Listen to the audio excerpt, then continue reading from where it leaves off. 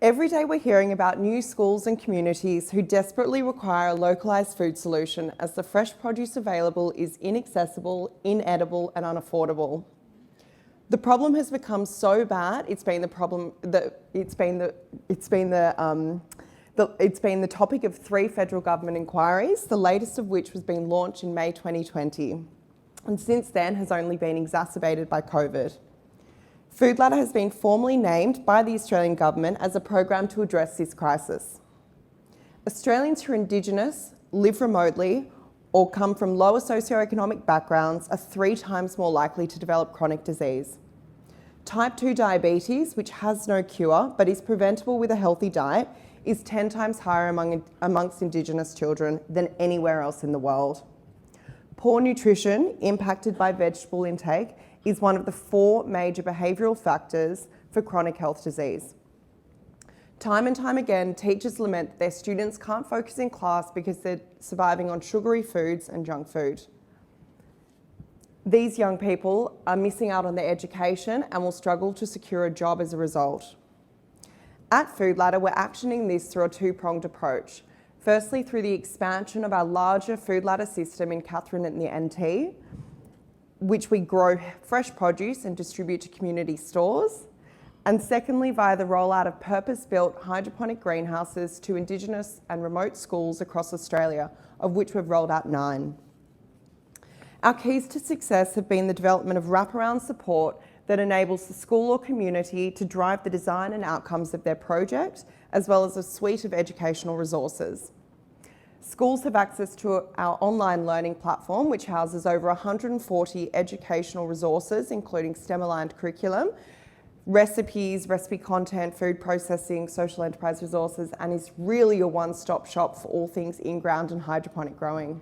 I encourage you all to jump on and explore what's available. It's found on our website. Each school system can engage 300 to 400 students per year, with some schools catering from preschool to year 12. That's up to 13 years exposure and education around nutrition, sustainability, agriculture and horticulture, entrepreneurial skills to set up children to be thriving members of the wider society. We're empowering young people to eat nourishing, healthy meals using the fresh produce grown in the systems. Students are quite literally chomping at the bit, excited to race into the greenhouse, explore their little plants growing, and then cook with delicious meals. Typically, they're harvesting herbs, leafy greens, and even bush foods. The produce harvested is being used for paddock to plate programs, school canteens donated to struggling families that would otherwise not be able to afford fresh produce, and even making products such as basil pesto to sell. In Leonora, in WA, they're using the produce for school lunches, but they've actually planted potted flowers around the perimeter of the greenhouse to gift to mothers for Mother's Day. We all know that increased vegetable consumption leads to better nutrition, low chronic disease, and increased learning capacity. Earlier this year, I visited one of our new school systems in Wellington, New South Wales. There's 500 K to Year 6 students, and Wellington has a low level of socio-educational advantage with an ICSIA score nearly 20% below the average in Australia. With a high Indigenous population and a regional town with broad social and cultural issues, many students face disadvantage and trauma. It's also known as the South Pole due to its ice, the prevalence of ice and methamphetamine. Despite these challenges, the students were so excited to be enjoying the benefits of the greenhouse. Whilst I was there, I saw young kids harvesting billowing heads of lettuce, planting new crops of spinach and bok choy, cooking fresh and sophisticated meals in their simulated restaurant with homemade tablecloths. I was amazed by the hive of activity, teamwork, autonomy, and happiness from all of the students. For many students, this is their first meal of the day and sometimes only meal. And it was the first time they had experienced the joy of sitting around a table, conversing and interacting over a healthy meal. I'm exceptionally passionate about this side of healthy eating, given that only 6% of Australian kids eat the recommended number of vegetables per day. In the preschool class, I witnessed them touching, smelling, tasting cherry tomatoes, which were called spicy. It was really exciting to see them witness and experience that in the classroom, which otherwise would be null and void. One of the Year 4 students who regularly skips school to care for their younger siblings is now the self-appointed greenhouse champion, and their overall school attendance has been increasing.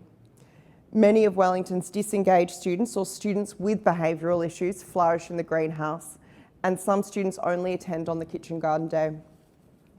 The greenhouse is their safe haven, the distraction from complicated, troubling home environments where teachers listen and provide comfort, and they can get their hands dirty and get lost in inquiry-based learning. The stories shared with me by students highlighted life circumstances that no student should ever have to deal with. It broke my heart and really pushed me forward to increase the impact of Food Ladder is having on these young people. So ultimately, we're looking to raise $30,000 to install a greenhouse, a customised greenhouse for a school in need. We have over 15 severely disadvantaged regional schools eagerly waiting to start their Food Ladder journey.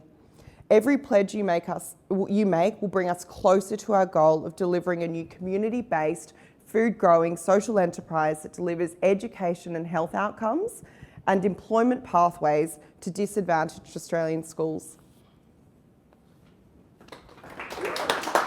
Tell you how much? 50,000. Yes. $50,300 for Food Ladder. Lucy! So incredibly shaky. And the sunlight hurts my eye.